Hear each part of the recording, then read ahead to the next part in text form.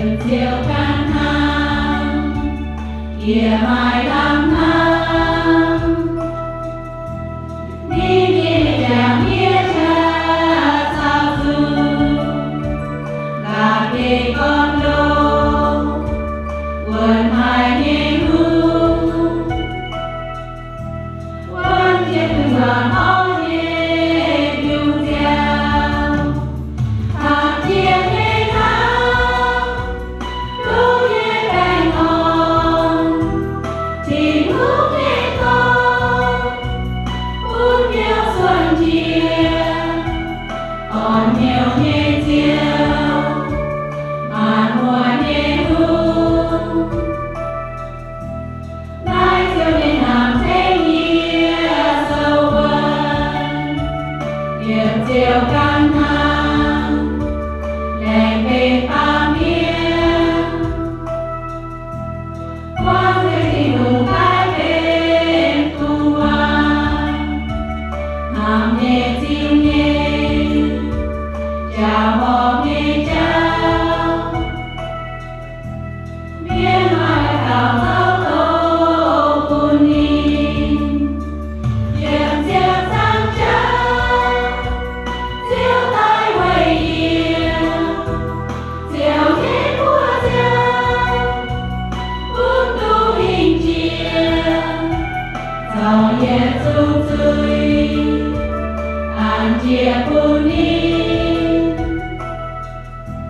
nay diệu tu tài buồn nghĩa tu thiên nhìn nhẹ xin dê dù tàn chia đau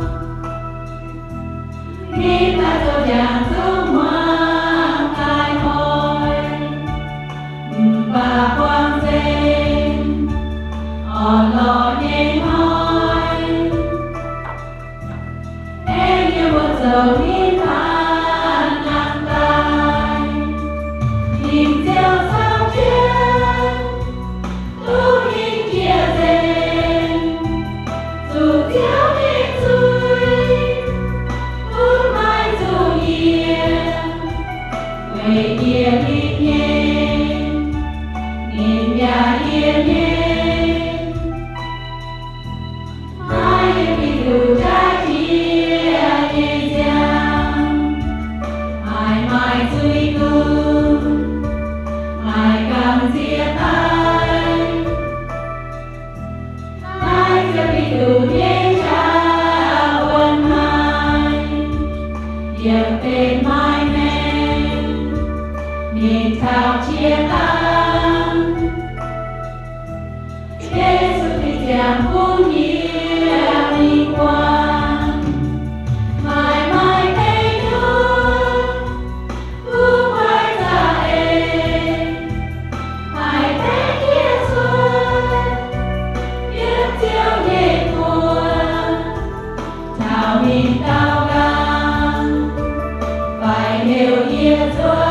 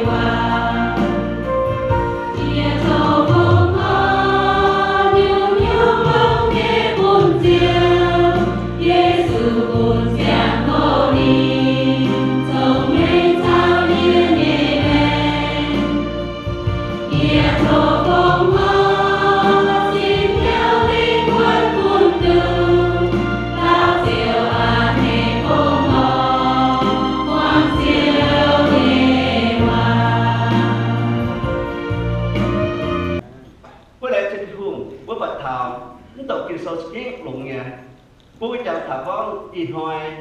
nhà hồ tàu mà cái có thảo nhúng y hoài khi sâu hồ tàu có thảo bố hong hay bố hong như thiên hùng bố bạc thảo bố quạt thảo cái đó bất tổ có thay sơ như chỉ bế trang bế trang như chỉ ba thì chết nhiều vậy nói vì mà bố chiếu quả thì nó có thảo của bố các bố chiếu quả thì có thảo mà ta cùng hòa về như bố xuất sấy Asia sâu ta chúa trang ta nội nghiệp mình thật nhẹ kỳ này có thảo Giêsu hạt tạo miến Giêsu hạt tạo miến mà cô sơ tự yết trang nhi diệp chết nhiệm để ta phang kỳ này có thảo Giêsu tỏ tạo bút bèn bài miền bút bèn bài miền nhưng mà Luca sâu ta hướng trang nhi diệp phải thấy nhi diệp luôn bố lên chết hùng bố bật thấy hai kinh sâu bố có phí chịu quỷ thì thôi đến đại gia được kinh sâu là hắn có sổ bẻ kinh sâu đâu dẫn nhé cái hại quỷ chủ dẫn nhé tốn tại châu này nhưng vì nó sám hại mà tại mày biết mà chuyện cái bình hiếu là bình hay thế nào bố hay chụp thiểu cùng nếu mà bút nhé bẻ cái treo hồ bố giờ hát chụp thiểu cùng bây giờ quỷ cái béo bút miên mồ bút bẻ mồ của không phải nói rồi kinh sâu như thế thì sẽ có thảo bố bà Giêsu thiên hùng thám hay bà miền bố Giêsu xuất sinh thì nó bằng kỳ tài nên cho bố hòm cái gì nên cho bố hòm cái gì nên mà chát nên mà liền hay chuẩn túc miên xuất nên mà chát mà liền hay cho tất bẹt xuống tài nếu bây giờ chú phi cái tài chỉ mà buồn hay mình cho tùy cùng cho có buồn xin nhiều rồi anh tệ cái đại cha cho buồn xin buồn hay đúng tại vì lý do giúp buồn hắn bà lẽ chứ chủ quân bộ với chủ quân in hai kinh sâu vào hắn nó có phí chế quỷ nên tao tay kinh sâu vào thì có là bên sọt bẻ kinh sâu bà một lồng vào cái in hai kinh sâu vào nó có vừa thì nói mình của bạn trên việc khang như mình toàn đi xẻo về ổ như thế tôi như hai mình tôi xếp được hai mình của bữa đấy trên thường nếu bữa bạn bữa sẽ có thảo những ai con chỉ đó thì nhất kiện chỉ có thảo mai ta cùng về như bùa xuất sấy mà ta quá về như bùa xuất sấy thì có về chủ mà ta cùng về như bùa xuất sấy mà ta con chạy buôn như bùa nên tu hung liền cuốn như bùa nên tu bùa hiểu bùa hong nghe cha lang cái miền hến hải nghe thiên hùng yết liu yếm nghe tia bèn on nghe phùng ton có lẽ chỉ hùng hắn nói bật thẳng tập kinh sâu nên cái lỗ nghe vừa vượt chủ sớm chỉ số mình hám vừa ở thì vùng mình hám vừa thì mình hám vừa là nên quật vừa xuất với các bạn kia sẽ cho bạn kia ở trong tảng bạc đến hám vừa là đến chạy cả tàu thể vừa hám nó vừa được vừa chỉ số nên xuất sẽ các bạn kia đều đến nên quật bất là sáng tài liệu về nhớ dầu ye nhớ dầu lùn chứ mình chẳng nhà về hai thành về đi quật cái bà sáng chung nhà đến khi con chế su dịp bằng kia ta chụp chiều vừa mà thấy mình tỏ giáo nhập hoàng cái tỏ ta đang thuần ta mà thấy mình tỏ mình cho chiến những hết về có cho tùy phương thành bởi hát con nên độ to xuất xảy ta về vừa nên xuất con to độ to xuất xảy ta về vừa chiều vừa tốt xuất tinh cho số to như mèn to đi to phải ti mất thực giảng giá để giá nhiều giá với cái chuối thì bên phụ cùng voi với cái chuối thực hiện hay là như vậy thì có cái giấy nghe chú có vừa với chủ mai tao cùng với cái vua xuất sấy thì cái xuất sấy ta chỉ có vua ho nghe sala miền là nhà vua mẫu ta miền giấy chế xuống xuất sấy nó bạc tiền thì như to ở xuất trang cổ thì buôn như nó bạc tiền mà cả thiếu hụt hiếu thứ gì thiếu hụt có những quả hạt tế bạc kia là trình chỉnh gì như lỗ của tao sẽ toàn hai mai chế xuống là choang cái vừa để cái buôn xuất tài lên chiều vừa và to vừa chẳng nhẹ bây giờ to vừa chung vừa để trang phủ và trong phủ cũng là chế cho của vừa mà thiếu hụt thì không giống không hề nhé cái vừa hong hay như thiên hùng nên hồ chứ mình thì quay chứ mình hồ chứ mình cho cái này thì hắn thiên hùng nó mà hẳn ăn rất chớ chiến những vừa hong hay cho nên phải ở trong bữa tổ mất tha sâu ở trong bữa tổ mất tha sâu tập bếp trắng như thực chết nhiệm này có thảo Nên cái vừa hong hay cái hung vừa hong hay cái hung vừa hong cái hung trời nhúng vậy đó bạn kia thì hung cái này trời chéo nhung cái trời chéo chỉnh cái chéo vậy thì hung trời ta nhú vậy thì hung trời ta nó bảo vốn tại hạt tình tôi chéo tình nè vốn nó tạo hạt tình tôi chéo thì Giêsu có vừa được như sạch có mà vừa là xem phim hay hay về nên có để chéo vậy chụp tiền uống lòng uống miệng sẽ là hát cái gìเพราะว่าถ้านักที่พูดจะใช้เพลย์หัวจะบัวเดี๋ยวถ้านักวิทยาชูแย่ต้องถือเหี้ยวต้องถือเสต้องเช็คไปที่หุ่นอยู่จะยังไปเพราะว่าท่านนี่ก็ถามแต่ยังนี่ก็ทำบัวนี่ก็ยังจังแต่ยึดเองวะแต่ยึดก็มาเองทำมาบิวนี่ก็ยึดจุดจีซีใต้หัดเจ้าชาวอ้วมหลังตัวเจ้าก็ตัวยืดเสมอว่ายืดเสมอยืดเช็ดกันเนี่ยตัวตัวกินเซอร์นี่ก็มาบัวสเก็ตรู้อยู่บัวนี่ก็ถามใส่กัวบัวห้องไห้có nãy hải dùng miền nó liệp dây cháo buông làng cháo quán cái nhẹ hòa thế nhé cho con chơi thì hùng há nhẹ toàn ta vừa nó hạt đú giáo tiếng ta nó hạt đú dùng tiếng ý cháu chỉ mà năm thôi ý chín triệu luộc ý chín triệu phẩy bê ý chín triệu ba bê triệu phẩy bê因为讲到面准 cam 明明到 cam 那多谁不会讲ก็มีทั้งเกษตรจงก็เลยไปแจ้งผมทั้งบนอ่างฝังเต็มโตจนกระทั่งเข้าใจแค่อ่างฝังแต่จะไปฝากของเจ้าผู้ก็ชักก็ปวดก็กระนั้นปวดคิงเต็มต่อกระนั้นโจนอย่างนี้ปวดคิงเต็มถ้าไหนก็บนคำเสียละบนคำเสียละบนตาเก่าจีสุดจะให้อีกทุกเจ้าbố chúng ta có bốn thiên hùng, bốn chế số chủ tịch con cháu, cho khác hoàn tại các giáo tiên gì, để cho con chỉ là bài của số thiên hùng miễn tầm, bố em chỉ thiên hùng bên bữa tỏi thằng nào được cho cái mèn, cho chúng bốn thiên hùng cần tỏi chứ bùa, chứ chưa thực hiện, bố em chỉ thiên hùng, nào với mảng thòng, vì đi có phản ứng, vì đi có thầm bùa đi có để có, có thiên hùng xây màn chiếu cái chiếu, thì hùn có đi xem màn chiếu như chiếu tại nhà y nói với cha ta không là sáng có chúng ta vậy ta giá nhiều vậy ta phiên xem giá nhiều ta phiên xem giá nhiều ta phiên xem giá nhiều bởi mà chú ta phiên xem giá chú nhiều ê lệ giá chú nhiều ê lệ giá chú buôn chi một tổ chiếu buôn chi một quỳnh nhau ta tao có nhà hai mặt quỷ biến nó hỏi hai mặt quỷ biến nó hỏi hai mặt quỷ 오늘 뭔가 저희 회의는 나 TV 뭐게 또 저희가 주시나 뭐게 주시 뭐게 또 저희 주시나 저 왜 좋긴 후가 nên màn chiếu nhiệt chiếu nhiều cái đó trên hu mới cái quay chạy chờ thì hu nó chùn xuất chạy liều bởi hiếu phụ yêu bởi hiếu phụ tình yêu ôi bảo chất nhiều hệ tổ cũng hay cho bộ nán co ở đâu mà thằng cho bộ thế nhỉ hôm ông với cái ta hạ ông với cái ta chú bây giờ những hoa này thật tiếc chú cái con chủ của tôi hai người mẹ cái con chủ của xuất hiện bị khang à bây giờ hai cái sau này có một buổi này có buổi chủ chiếu buổi như thiên hùng xây màn chiếu như chiếu hô chế như thiên hùng thiên hải bữa hong hải nên mai hàng tàu như nên mấy màn hải tàu như hiền và mấy chip nhàn khoáng của làm trên hùng để nhớ năm tầm thiên hùng bạn hải tàu như hiền búa rồi cứ xuân bữa dấu như hai bạn tàu miền bữa tỏ thô bị không ý là cái mày ý chẳng như búa như cái lùng địa này lúc cho con ta cùng chát con này bớt tỏng thì hùng như phải tỏng thì có giờ nó chát này thì có chọn đèn đàng nè thì có biết chọn đèn đàng nó sẽ tỏng thì hùng phải tỏng thì hùng thì có cái gì hay có mới tỏng phải tỏng bất kỳ sao có tỏng hát nhiều bất chủ với ta tỏng thì hùng à đấy thì có mấy chàng mua cho một khúc chuối nè ha lúc cho con tôi nhang chát qua cái gì à phải biết dấu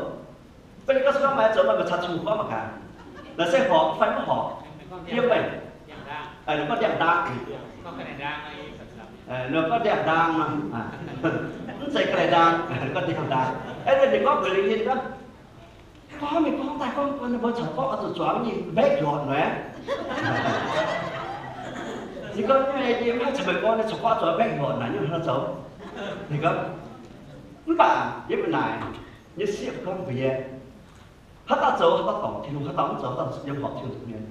chỉ có như hoàng hết tổng nếu có như ta năng cái bà tài bà với hoàng có như này chọn họ thì cùng ha cái này chỉ của mình sẽ sống với niềm tin thực hiện cái này chỉ cùng thế là chỉ như vậy vì có bây giờ nói mình bây giờ bây tụng những bạn ta hiền mới tụng chức nhân mà khi tụng chức nhân phải vừa trực tiếp chụp như công xe như công xe mới chạy chuyển office xem chạy chỗ nữa bây giờ như cô chẳng đâu hoàng nhận cô như chỗ cùng như BMW dealer càng nhiều shadow nếu BMW chỗ shadow soi chạy bị xuất chỗ bên chỗ có nhà hoa thì thôi tu nhà hoa hai nhỉ dân tổng bên mà trong tổng cái này hết tại giờ chạy xuất là thằng này nó chạy hiểu là nhiều lúc cái gì thì nó là chạy đi cái nào chạy xuất là bị như vậy tại vì mình lúc bón phải tại vì mình tập vùng phải mình đào phải rồi nào đó là rất thế này thì bà sẽ chắc thì bà cái này giống lại nha em mày cũng gặp như cái chị mình để tọt mày ta chạy nó tập bị như lúc thì là coi kèm của được bị về cái xuất là các sĩ đó đến nhà hiện thì ta là cái hải sĩ đó thì cái mà nhìn đòn nhà suốt em mà nhìn đòn nhà suốt cái này thì không thế thì thôi nó Satan cùng nai sạ đi chỗ chọn chết hiện sĩ giáo chọn chết ta chết ta nhìn đòn nhà chỗ yang cái mà mình thảo hoa được front desk của mình ok không tiền nhìn đòn nhà như lo phải nhớ đập thì nhịp hè nhiều quá, nhưng đây là cái gì à? Không phải sẽ đo những lòng hoài, như buôn mèo, buôn chết thìว่าở đây tăng khủng ở đây tăng, ประมาณ2 วันชั่วยี่ที่ผิวว่าจะเปิดจะเป็นยังคนนั้นก็ general manager ต่างยี่คอยแก่มาเช่นคุณซิ have you seen anything government fraud? You go yes. I said how with the money $20. You got money, you got what's money, what's time? You got money and the time I hand to the cashier, front desk. So which lady you hand to? Now you just you got with the lady which one? Ở đây hết mấy đàn cho ta lấy lại có được chưa mà? You put it in đòn nhà sao có staff ở phía hàng nhà? Thì có phun trên nền thường nhà, yên cho staff biểu cái này nhà phun trên nền thường nhà. Ok. Ghép vườn thôi ha. Em mà ta chạy này ta lại, được cô có check của mình ta chạy thế nào? Mình đã nói giá sợ tại vì đòn nhà của em. Mình hát là phun của ta cái nào, của ta chụp ăn. Vì có gì không nó đang trên, phun nó staff của ta nhà, vậy chun nhà. Thì có được quân dân thường nhưng sao những ta chừng mà tôi nhìn trên nhà mà vừa tập hòa nếu chúng ta cho cô thì là tôi trên đây quân thảo của ta chừng mũi trên thường hơn nếu ta nhìn vào nhà chúng ta có bảo mẹ nếu next morning thà ta chỉ đó thà ta là ô ta không làm sao bây giờ ô ta chừng mà chịu chịu bằngวันนี้เราไม่จ่ายไปปุ่นอิสระยาชาวพัฒน์จ้าหลงนี่หลงอิสระยาเนี่ยชอบจ้าเป็นยังไงเถอะดีกันแต่ยี่อะไรจริงหุ่นแต่ยี่อะไรจริงไหมดีตัวไหนจะตายเกตนาที่นั่งอารมณ์ไม่ได้ดูเที่ยวเย็นสักครู่ผมต้องพบมองถ้า2-3 เพลงตัวเดียวอยู่ในจีบไปวันนี้นักบางเกณฑ์จะเนี่ยวันเสร็จที่มีเมียนยี่บุ้มบุ้มchỉ cái cuốn nhà đó nãy giờ bà đó hay giờ bà hay nói giờ bà nhưng mà chiếu giờ cô cho ta cho cuốn ta gam cuốn gì cuốn tâm với những cô chửi cuốn tâm này chia nhiều sa tàn sẻ vừa rồi chia nhiều chế số sa tàn sẻ vừa hắn ai thì sao có nên thì hùng có nên mất mảng tạo nên hiền sao có mà mất chết suốt cho cuốn thì hùng nó chết hồn thì hùng không mấy chết suốt bìa gì kiến mày tàn bạn mà chết suốt bìa gì hơi nhà fit bên mày phải với cái cuốn theo tàu rồi, hắn là vui muốn tàu à, với trái những việc tiền sầu, với cho hắn này, thiếu có cuốn đi tàu gì là bằng tiền là skin hay phù, nhưng họ chỉ dần dần biết muốn tàu à, hiểu mà tháo, tự nhiên phải, thiếu có những quả, cái gì là bằng tiền là con hiểu không? Màn chiếu nhiệt chiếu, thôi thì phù, hên hải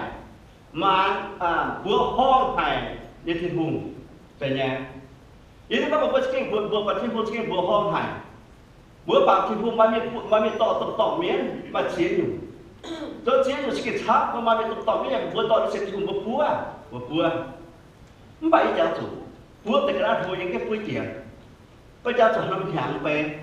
giờ ta vừa chắp như nam mình tua, vừa tại giờ Oliver phải giờ con thì vừa 30 đồng phải nó sẽ không á. Vừa nó sẽ mà tôi hiệp bọn khoai bụi, em thở sẽ không, to nó sẽ không. Mà mình thấu có cái khâu, rồi mà mình thiệt lồng, mà chảo mà cái này trên, nó cái bó chỉnh tập biến cho cái khâu búa chế mình còn biết tất cả ta, búa liền còn chờ không hỏi búa, thế thì như búa, thì có cái búa hay là cái búa hoang hay thì cùng, mới chơi nhiều cái tôi em cái này nhớ rồi, mới chơi nhiều cái bằng thì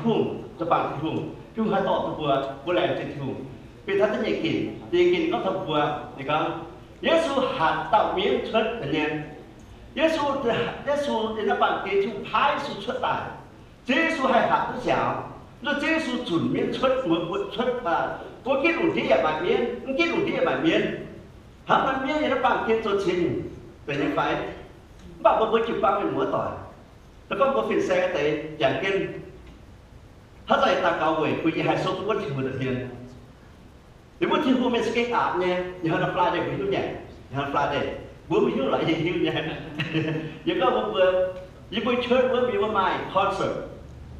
Và tao chén thì Jason Chu tao có chuẩn tổ, rồi phân sập chết mông thả cả mông khen xếp mông. Nếu tôi là muốn lúc đàn Canada, Vancouver, nhưng có phù hợp với you á. Nếu mà ta chén nó tại nếu mà ta chén thì thông đi nè,เป็นchuẩn tổ miền. Ấy nếu ta on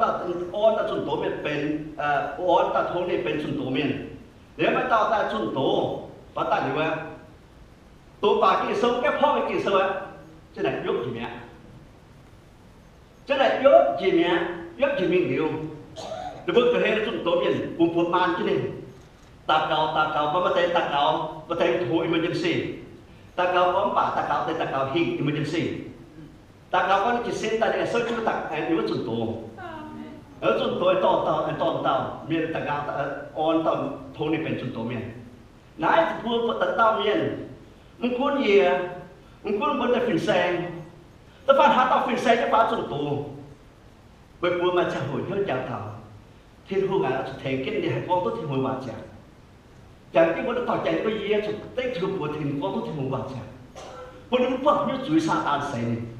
มาคุ้นเยี่ยไปคุ้นบริจัดแต่หาจัดเนี่ยยี่ป่าหน้าคนเดียวที่ยี่ใหญ่ก็ที่หัวงานเทกินมันไม่พวกมินให้จัดตัวแจกมินแต่ยี่ไปนั่นนี่ก็ทำปัวที่นั่นมินเวชบุญตาเป็นชาวเขาเป็นตาบาดเมียนก็ทำบัวที่หูหักคนในตอนทหารจ่าตีจนที่หูคนในตอนทหารเมียนชดอย่างนั้นนี่ก็ทำจอมเมียนบัวห้องไห้ลานโจนายลานนายหายยุ่งเหรอโอ้เล่นจริงเหรอเสียงยาวเนี่ยเลนี้นายลานเมียนไม่หัดมาหัดเทียบไว้เมียนdạ hoàng nên nhiều à, cho nên với chúng ta thám và chiến tạo miền,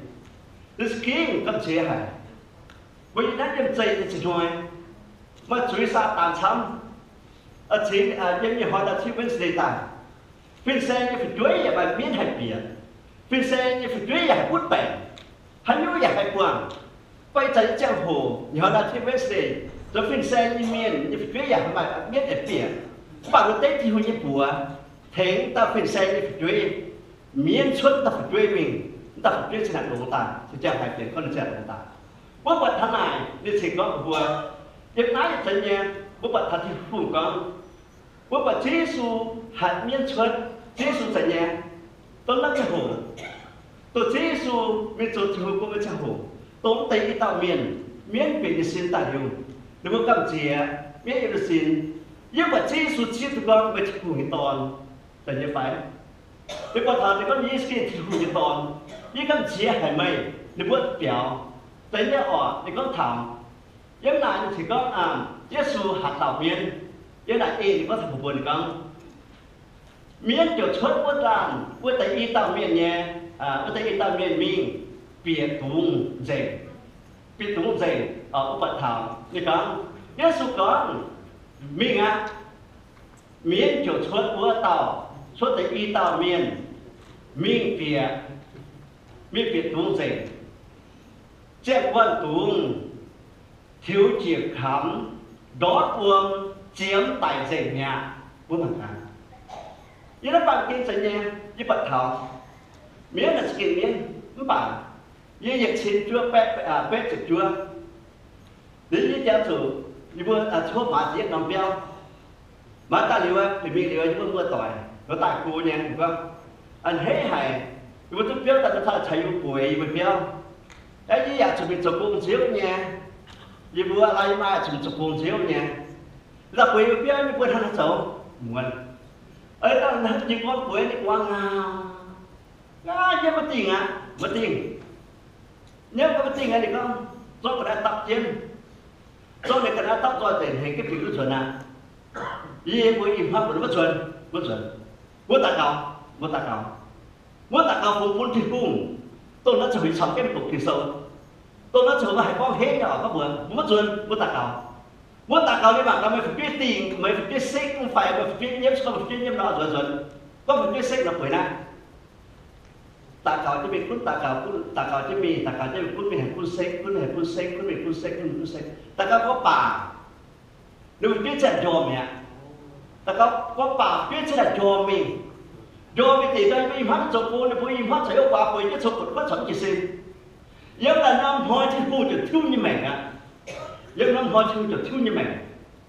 thì hoa thiếu tiền thiếu cho mình thiếu cho mình có thằng hạ bài hoa thấy trên chúa bay chúa sự nhiên tôi chỉ còn và phụ hiến và chọn dầu bé kia chỉ còn tục hiểu sâu bữa ăn la miên như nhung mà chia như hỏi bố mẹ bố hết trong cuối cùng bố mà chia thì cùng mà chia ra mà chia tao thì hú hạt thiếu như mẹ hãy dẫn tao non bố mặc cả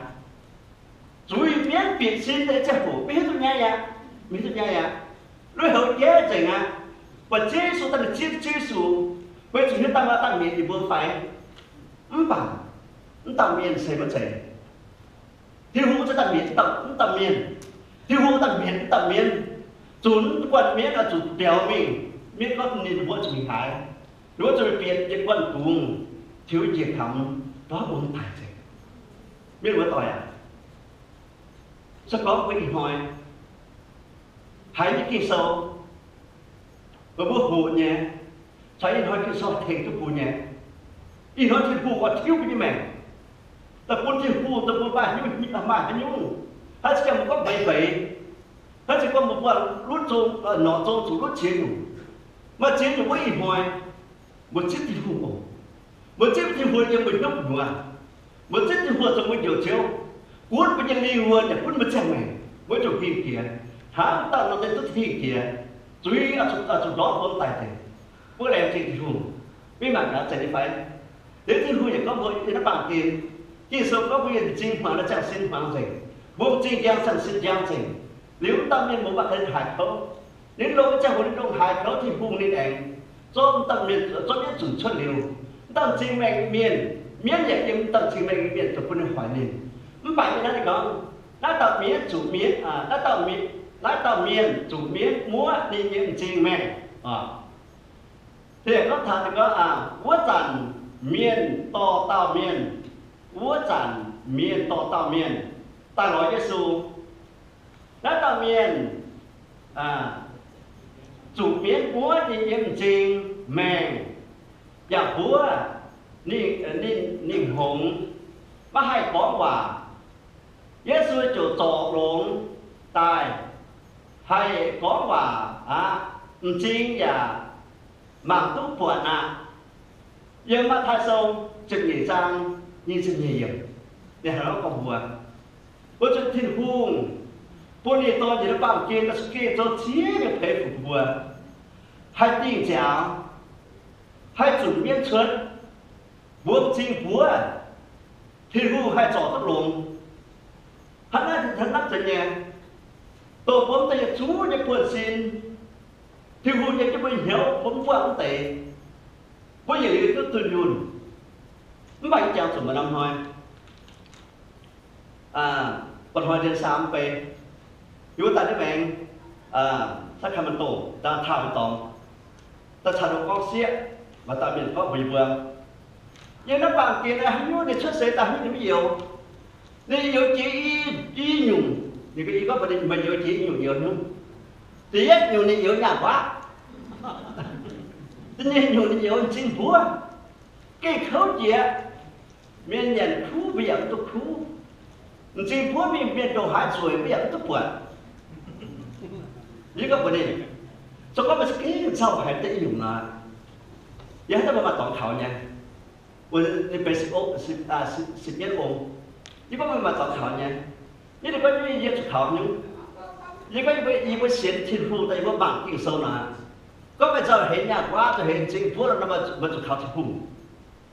cho có một cái giao hay là thiên phu chứ hiếu thảo mày nè thiên phu có một phu là tụi bây chính phủ có chụp nhà quá thì có cái gì nha thì có thiên phu cái hạt dầu tu đúng na nói những bạn sẽ chụp nha nhưng có một cái gì là cái dầu tu mà chúng mua mà tu đúng na để hắn nói không hắn nói tự nhiên với mình mới hỏi với bạn là thiên phu cái lông hình bùa thì mới tàu cùng hết thiên phu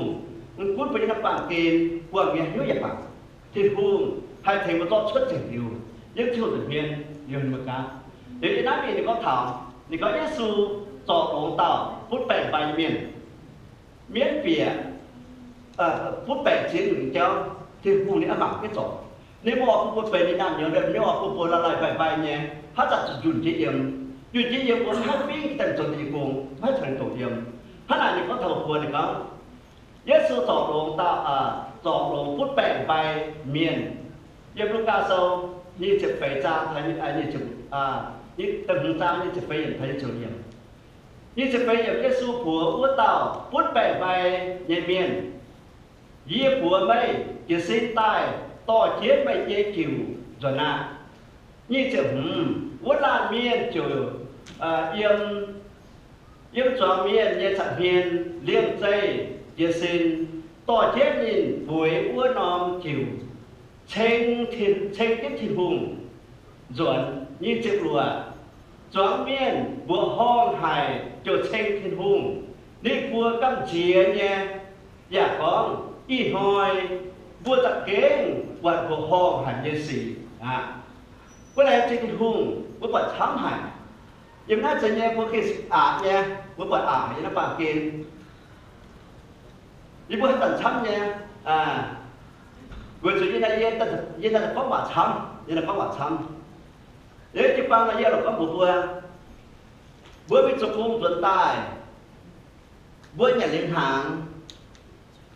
vừa tụ tuổi sợ phá chăm bữa cái phá xấu thì dùng bữa cho mình xuất sắc mình thiếu về exercise mình thiếu xuất sắc cho có phần xin chủ nhân hiện cái diện bây giờ cái luận địa với chúng ta chiến được 700 hải hỏi của cái luận địa miễn cho con miền bút bèn vài mình bạn cái luận địa cho nhà bút xin chúng ta thấy một bạn chỉ của dùng nhóc nữa nếu bạn mua cho tàu quần xinถ้าจะใจเดียวเลยว่าจ่อยที่เนี่ยหอก็นะvới các bạn kia với chú nhẹ nhẹ với tụi bấm ban như này với chủ nhàn chủ hôm bạn cho nhận họ hốt họ hai tổ chức quân xin hai số các quân chính phủ thực hiện và hai số các quân hóa tỏi thực hiện và chủ báo vừa thiên hữu thể của ba miền tài bao nhiêu phiền phiền sau các quân hóa tỏi chính trị trang hồ đã chỉ đảm hay cần quan kia tôi sẽ đảm họ đủ tay tôi cha cho trang hồ qua có với nhận hàng thăm cho mình là có mà nhận thăm tại miền mà nhận thăm tại miền hay chi chia có một số nhận mà cái phế có người với nhận thăm tại miền tôi vừa ปิดáo nhận thăm tại miền nhận thăm đi làm tại miền nha những số hiểu tại có nhận chỉ làm miền nào bài cái sản đấy 一在江湖，一在江湖，我把二人参地，乜人参得咩？嚟自咪電嘢我，每人參地拗嗰個嚟自拗電我，我就盡用，我盡要拗啲架做 exercise， lúc đó tôi chụp con hạ môn niềm về cái việc thiếu exercise, với chủ thì có những mà cái trái mày đi ta chuẩn bị nghe, thì có chạy nhà thiếu bùi là lo mình chuẩn bị mà cái trái thế, you belong 24 feet member,ยังหายพ้นอีกตอนฮะหรือว่าจะต้องเมียนพวกเราต้องสุดชุดช้าว่าจะต้องชุดช้าพวกกันเสียหายพวกคิดหลงเดียให้อยากให้พุทธแปลงอยากให้ใบปิ้งนั่งไต่อยู่ว่าเอาอย่างให้กว่าที่เป็นสกุลเอาอย่างสุดยอดเจ้าตัวมันไม่อย่างนั้นก็หัวไต่เนี่ยเอากันฮะแต่เอาใบปิ้งไปช่วยให้สกุลสุดยอดตัวกว่าให้สกุลbây giờ nó đủ kia thì hiếp thốt thì không tổ vừa tự nhiên thốt thì một thì cái bữa chụp béo miền bài bẻ sao thì cái hình cái miền bài bẻ nó có cuối chỉ tôi gốc chuyện quân cho thảo tận quân mình thì tôi chắc phủ sau khi nó chuẩn có tổ chia rẽ của nó lại trên thị hùng bốn chút bắt bẻ của mình trên thị hùng bữa ta có xin trên đại mình thì toàn lại trên thị hùng tại bữa cái bẻ bằng cái đồ địa bữaจะcái sự hùng bữa bẻ bay mình bằng chưa có một cái hoạt động nghe nên chỉ kinh tổ tới bài đồ ta chỉ xin ta tổ chức bài chịu cho nó tổ chức bài chịu cho nó bằng buông cái đồ địa sẽ chịuทั้งGiêsu con sạch của nó buông cái đồ địa nàyถ้าGiêsu có sẽ tôi hềแล้วนอกจากเป็นสิ่งติดแล้วที่หูก็ติดอ่ะช่วยการต่อไปน้ำมาถึงหูอ่ะว่าจะพูดว่าเหมือนต่อสั่นใจนี่ก็ยังสิ่งติดมาถึงหูช่วยกันยังมาถึงหูยังมีทหารจะถึงสียังม้วนอยู่เอาสมบัติมาเปลี่ยนเปลี่ยนเอาสมบัติน้ำน้ำยังจะมันยุบมาถึงต่อว่าว่าแล้วจะถึงหูเห็นจะเป็นนี้จะเป็นทางจะฟังกินในก็หัวในก็หัวnhớ tới phàm kinh con, tôi tao xếp toàn liềm dày thì xin tài giặc cho, tại nhà, tao xếp toàn thì có thảo nên như đi xếp tài mẹ, nên là hết chế số chế nó cả hình, nên hiểu chế số tài, lo quản như xếp, ở chế số nhiều là xếp nặng tài, chế số mình thành là xếp cả hình thì có là xếp phải chồng ha, nếu bạn cái sơ nó có vừa kia sơ thì có một vừa giờ này giờ đó kia sơ thì có Giêsu nói trên của tao phải chuối để của chồng con thì là tha của mình sẽ phải ý của mình chỉ xin tài mà thảo phải thực hiện của tao sẽ liềm dày chỉ xin tài giảng giáo我在你做，我在你影響嘅，都接影響，那第時出大，上面就經活紅，你嘛phải當識當個大名，包括出這數講，這數不嘛這裡，那這裡，佢哋講佢先得嘛，但係phải，我怕就這數講不定，如果佢頭不定響呢？thế số năng cái này của khen thì xin ta bố lẽ trên thì hùng mà nhiều sể trước đầu đi bố thì hùng mà ta tổ tu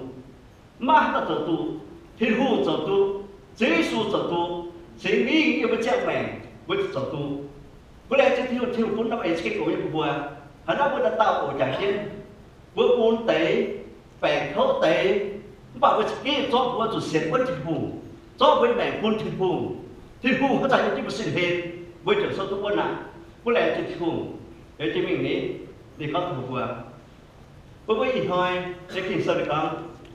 เดี๋ยวผู้ว่าผู้ห่อเนี่ยที่หงเดี๋ยวก็ยี่กินแจงไม่ยี่กินแจงไม่ยี่ไม่แกงใจไม่ตายยี่มาเนี่ยกระเสียวัวจันยี่หิวตู้ไม่อยาก mình mãi kèn xuất sấy ye kiến chèn mày ye phái mày tàu hòa với màn miền với màn quốc miền quốc Phật thảo do như mình sâu tầm hướng trang ở thế trang tầm hướng nghiệp tự nhiên thì hụt kiến vướng tệ vượt hết tập vướng tệ với tiêu miền như phiền phiền bây giờ nó sẽ thiếu chám hả ạ bây giờ chỉ đàn nó mới thiếu như tệ hết tại có những cái tôi phải như lục áo mà giờ tôi tòn tôi xía tôi tòn tôi xía tôi tòn bà cho các cái cú tôi xía nó là nó úp rồi ngủ úp ao rồi như lục mà đặt cú tôi xía không tôi tập tòn bất tệ lục áo tại cú tôi tòn hay úp ao rồi như lục về đặt cú tôi tòn không tôi xía bà các bạn các hụt không mày nhớ cái xía này chút kiến mày à mày bể xía thì huyệt kiến mày tập bể xía mày bể ton thì cái mày bể ton chú kiến mày xuất ta lý chạy chạy hổ thì hụt nhớ nó chạy hổ bố sẽ chú miền tôi xía chạy quan nhé mà hai thằng bố mà tôi to chạy quan nhé mà hai thằng bố mà có lẽ chỉ hùng nó thì hùng to chú thì vừa biết mới tỏi à thì nó thì hùng kiến mà bể ton thì hùng kiến mà bể xía tài ý nói cái giải trang hồ tôi bố bề to bề xiên tệ bề chàng xiên tệ thiếu kiến bố tạ thiếu quế bố tài thì hỏi thiếu kiến chàng bố tài thì nói thiếu ai kiến chàng nằm hỏi tài bởi vì họ ta nắm sẽ chạp bổ tài ok ý nói bố ta nắm sẽ chạp bổ tài à một cái gì biết về chứ chia há nhỉ nha ý nói bố cái tận hai à tận nói như chẳng như kinh sơn như bà ê thì hùng như bà có mày bùa mà miếng em xin nha chơi đảo bữa xiên nha xin đảo bữa xiên nha tổng bữa thầy xin miếng giống miếng bữa trò chẳng cơ tế thì hoài bữa được khúc chảy tôi có một bữa trò mai bẻ cái bữa xin nha thì họ bữa nước chảy nếu thì hùng kiến bữa ta bền hết thì hùng kiến bữa bền chương trình em chương trình nhân hãng chi số năm mảng cái tóc mà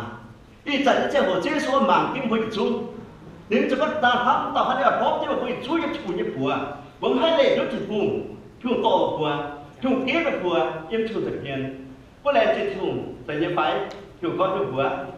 thì các bậc vua thì có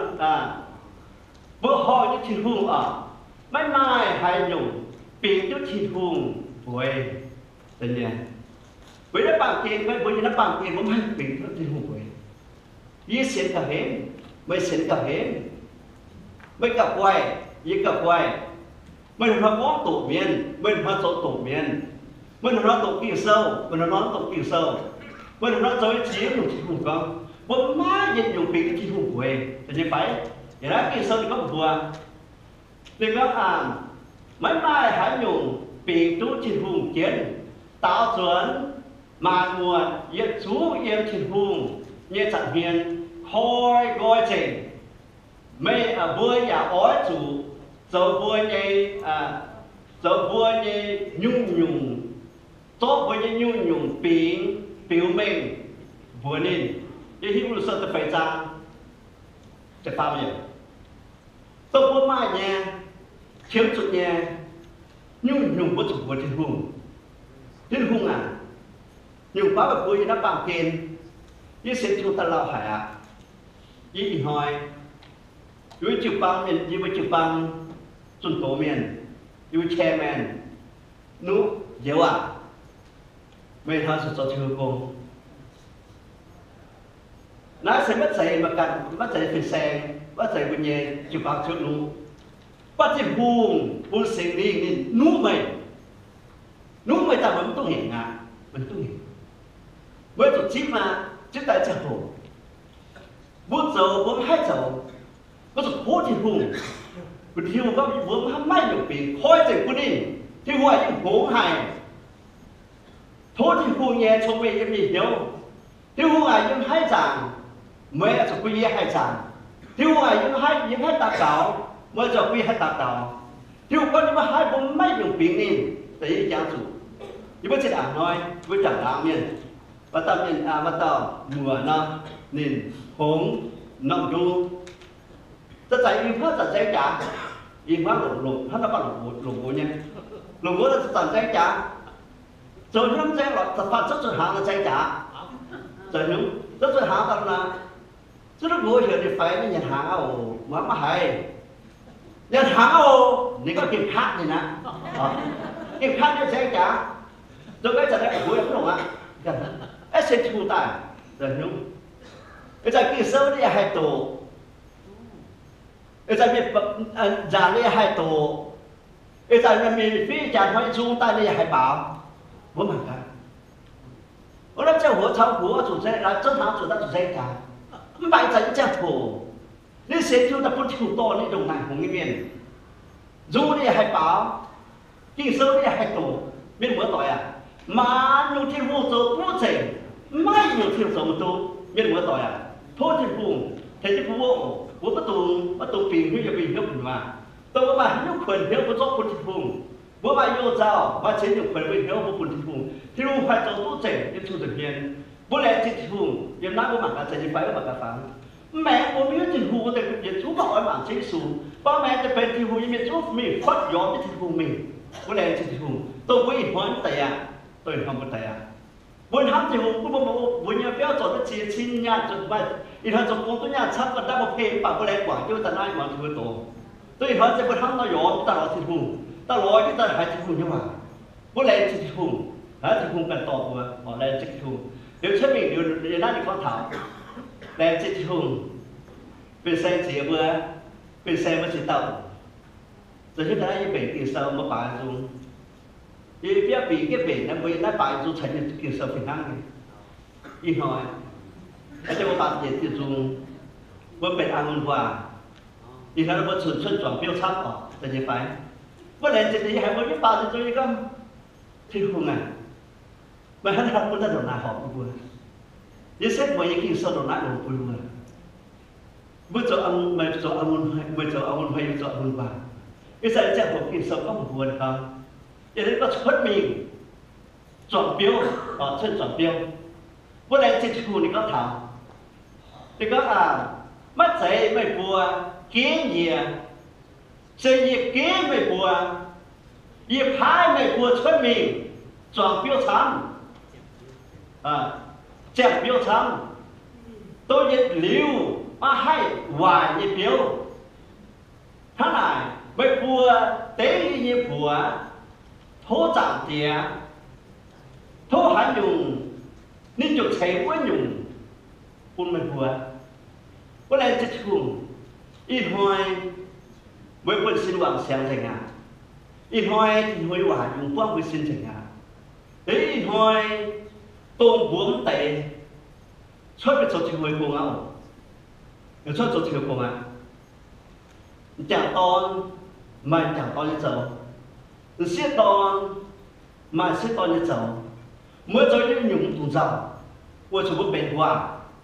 chính số bền với nhiệt còn, bữa nay chỉ hùngอีเราบุญบุญเตะอีเขาบุญตายเต่าที่หามาต้องมวยไม่หลอกปัวเต่าโอเคที่อีหางบุญตายเต่าที่หางบุญหลอกปัวเต่าหลอกยาเต่าหลอกเฉียบเต่าแจ้งความผิดน้ำมันตาวันที่ไม่ตรง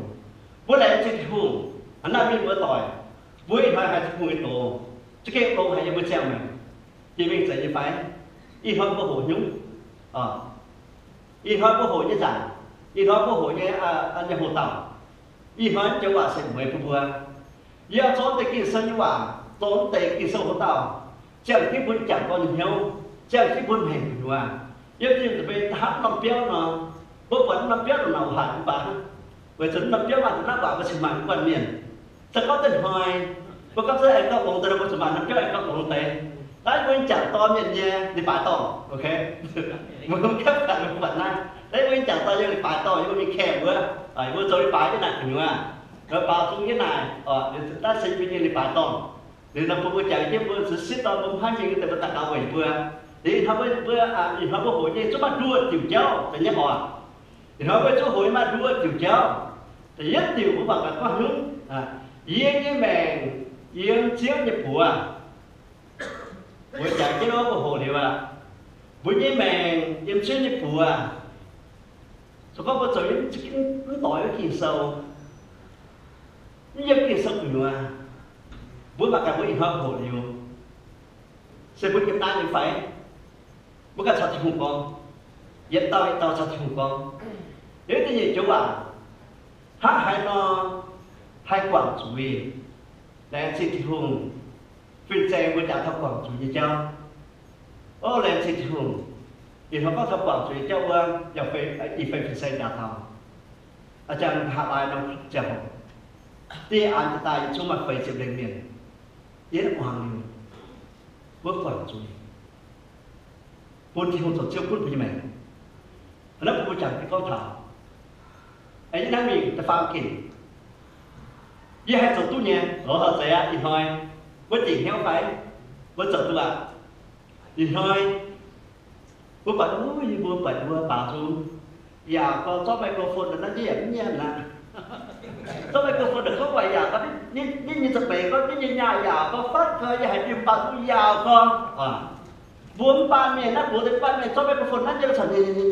nhận thấy gặp đến tám có mà cái nuôi họ bảo dù cho nó trên đến như thực tế nó như bây giờ bảo nguyên nhân thực tế giá là chọn thuốc thì thuốc thì đủ chứ không bây giờ chọn thuốc nhẹ nếu bây giờ cái ổ bây giờ tiên我准备走啊！我走中间，我左条步我前一走那不干钱，我前一步，我在一把桌在后一了，才去把桌讲，那边还不得把养贼呢？也是我们，也是家们，我把做这个广街边直接带把桌，把迄种呢，呀，这边的在了铺你装面，还有了铺这边还不这边，因为我面对我该谁了不谁不搞我。ไอ้เมื่อชักปากลูกก็มีมีปากใช่ไหมว่าจบตัวเนี้ยอีน่ะแต่เฟกกินก็ลานใช้ลานยิ่งหน่อยยิ่งสั่นสมายปะตังตั้งยังเมาเนี่ยเดี๋ยวทุบแบบใช้เยี่ยใช้บัวว่าปากทิวชาลานใช้ลานยิ่งไม่แทงไม่หรอกไม่แทงหรอกบ้าทิวแทงบัวว่าแรงจิตทุ่งเป็นเหมือนต่อยเดี๋ยวจิตแบบนี้จอมเนาะgiờ cái gì hay lương nghiệp tiêu dùng hay cái bao miền dạ hay đo dạ hay mấy cái hay phiền tiền quỷ như tạc ở thiên hương mà cần tỏ tài in hoa mà bằng lá như miền giờ hay ta muốn chuối như miền muốn chuối như chôm nhau đối với xe cái chôm nhau chỉ muốn ta phải chôm nhau thì hù em cao chôm nhau chỉ vừa chưa phải chôm chỉ vừa thì lúc hỏi là những cái tàu chạy phút một tàu tôi chết nhiều tổ những thứ tự nhiên nè nó thảo phun lúng nhẹ quần chiếu để chỉnh tuần tận cho phiền sen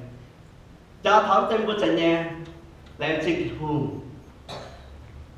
của chạy của hộp kiều sâu phiền sen đó không thường mà đi xả thảo phủ xây như cháu và bữa tụi mình tháo lò tao tụi nó phải xây quá bởi vì cái nào chúng mình tháo xuống nó phun một trận một thố ta phải chết một chiếc của cháu cho con ta mà mình cháu bé cũng nó hai năm bao chuyện mảng cái nó cháu phun xây cho phi chết làเป็นหัวnếu chúng tháo tôi xin cha ok chắc bây giờ chúng mình cháu mình cha mình tháo xuống nó phun một tạc cáo cháu như nó vừa cháu tôi nghe có nó phun trận một thố để mới trận cháu như thế thì cho phi chết là thì họ mới phun rồiเป็นหัวbây giờ hắn lại giàu thì nghe chẳng ăn được bố nhiều bố sụt sầu bây giờ chắc là con không nào thì xe thân cho cháu bà cháu chỉ có chân skate sầu này bạn thì nhớ thì cháu lên có skate có thảo có phút lúng nhẹ buồn chiều thì nghĩ là tôi mẹ con không nào cháu còn có thật tàu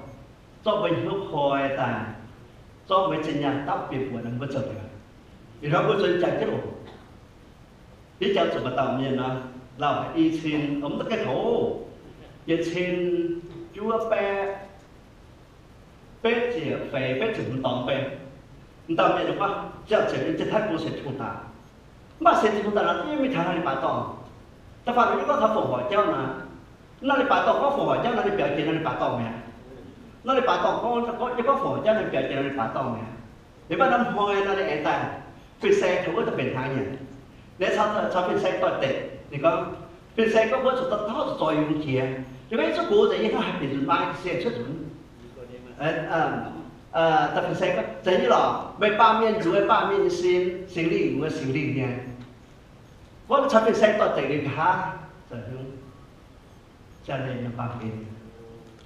จะเรียนน้ำปลากินที่หูมันจะเป็นปวดผมให้ปวดที่หูมันจะเป็นปวดว่าหูอยู่บนสุดเอที่สองว่าการที่หู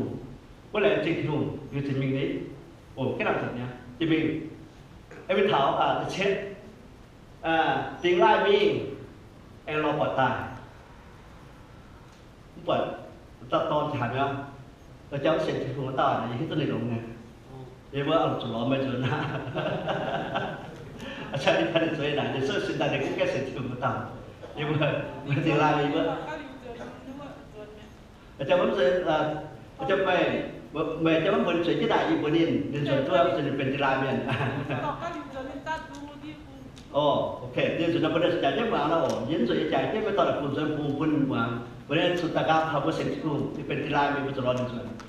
ฮันดาเป็นจุดจุดร้อนเมียนจุดเซ็นทรัลคุณที่คุณทุกอย่างเดี๋ยวที่มีนี้อีกก็บาลังห้ามเนี่ยที่เขาใช้บาลังห้ามให้บาลังห้ามอ่อนทุกวันมันอย่างบาลังห้ามอ่อนทำว่าจุดโตเป็นเต่าบาลังห้ามอ่อนทำว่าจู้จิ้วปังเป็นหัวไม่ปวดหัวที่คุณยังว่ายังสุดเพียงผู้ใดจิตทุ่งหันหน้าอีหอยเป็นที่จุดโตกิ่งสว่างเส้นตรงไหนเขาทำบุคองบุคองอีที่ทุ่งเส้นเป็นหาลายกิ่งโซ่ของเต่าหันหน้าอีจ้องแต่กิ่งโซ่วิเศษปุ่นบัวปุ่นบัวจากเจียนไฟจะก็อย่างเพื่อนชอบปุ่นบัวจะก็บัวหลงบัวมาอาปุ่นพอเพื่อนอีว่าจุดโตนะยี่จุดโตชุดเต็มนะโดยเสร็จช้ำเนี่ยยี่จุดโตมีบัวหลงข้างอันว่าเอาช่วยอาปุ่นแต่ตัวที่ส่วนทั้งหมดไอ้เรื่องเราได้จิตทุ่งบัวจากเจียนแต่ที่มันใช้น้ำเปรี้ยวปุ่นที่มันตีอย่าลืมจะเดียวของที่มีปุ่นเป็นช้ำที่มีไทยน้ำเปรี้ยวติดมีหยุ่งอ่อนก็ควรเดี๋ยวที่มีเส้นเป็นหาลายดีกว่าก้อนถับบัวอย่าช่วยนำปามกินไฟเยี่ยมนำลุงเทียไฟอินหอยกับกินน้าเยี่ยมเมียนจนยังโควิดจุ้งโทษที่พุ่งใช้พวกปูนเป็นเจ้าอย่างนี้เมียนโอปูนบัวเจ้าอย่างนี้เมียนบัวสเก่งที่สินเซลจะเป็นตีนที่จะสว่าเดี๋ยวบัวเขาถามโทษที่พุ่งใช้พวกปูนเป็นปูนเยี่ยมเมียนเซเลนที่พุ่งแต่เจ้าอยู่เป็นแซงเจ้าเป็นซอยเป็นแซงเป็นแต่สกิลโยตาฮัดลุกทุกทำแต่ปูเมียนตายยังกินไม่ยังกินในยาที่มีเดี๋ยวคุณว่าหูยังเมียนยามันให้ทางมาเมียนมาเป็นจนนำมาสกิลอาจุตายเนี่ยถูกทำมาสกิลอาจุตายไอ้เนี่ยสกิลอาจุหวานยังถูกสังเกตอยู่เมื่อไรจิตหูเดี๋ยวที่มีจะเนี่ยเดี๋ยวก็ตัดโทษที่พูใช้พวกปูนเท้าตัดเต้าจุนโตเมียนะยี่ป้อมเสร็จแล้วก็จุนโตเมียนไฟบัวจิ๋วปังเจียวบัวแชร์แมนไฟยังน่าบัวโสกงถ้าเราไม่บัวแต่พอดบัวจะเอาฝังเมียนไฟจะเชียอยู่ปูเมียนชัดก็มาชินจากกงเนี่ยทุกทุ่งใส่พวกคนบัวโอยจูโอเดี๋ยวน้าบัวจากเกณฑ์บัวอีกพันส่วนมิ่งต่อเจ้าบุญแต่ใจต่อเจ้าบุญพาหัวยี่กงต่อเจ้าส่วนมิ่งhai lồng như tây lồng hai lồng như tây có tóc siêu lồng ý chèo chủ ý nói mình như thằng nó nếu mà thằng có thảo thốt thường sẽ phúc phun thảo on hiếu quan nhẹ nong chụp bằng nhà mai chát thấy cả đi chụp bằng bữa tao nong chụp bằng cái chuẩn bị cái tao có chụp thấy chụp bằng nè bữa tao chuẩn bị tao bữa cho mình cái tệ mà mình chơi là quên thấy là cái tệ là phải làm tốt mất cái mà mình sợ rồi tốt mà mình sợ nhưng phải thấy cái đua thế rồi để bữa chúng sinh ta thấy cái bữa chúng tôi mình đã cố chăm nhé quân cần tận cái của mình để thôi mình chú cho theo làm thì làm cùng bạc cùng rồi cùng mình tàu để hai cái sau họ ta sẽ là online trên bùa thì hồ cái đó bùa ho cái gì của bùi nói tôi chọn kiến hồ chọn cái nhện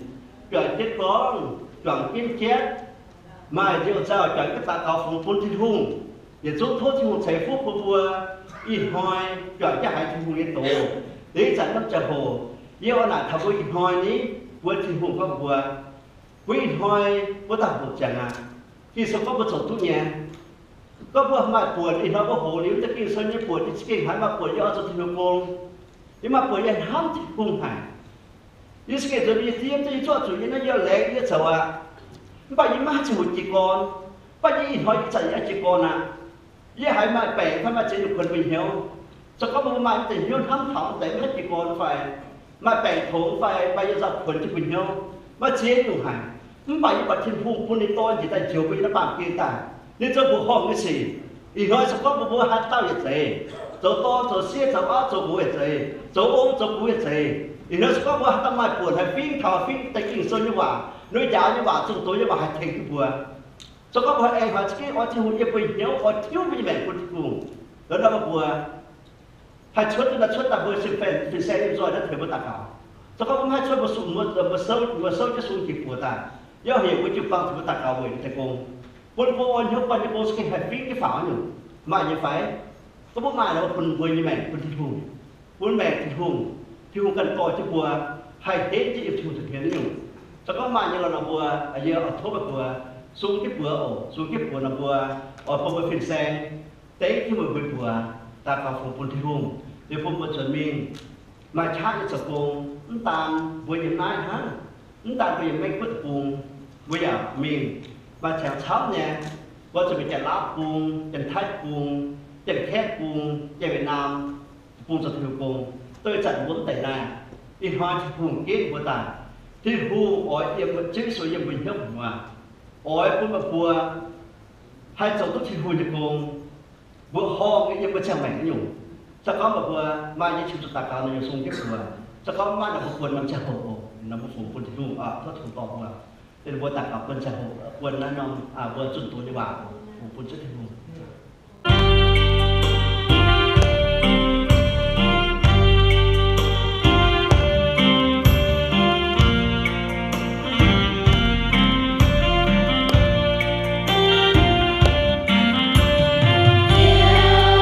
Hãy subscribe cho kênh Ghiền Mì Gõ để không bỏ lỡ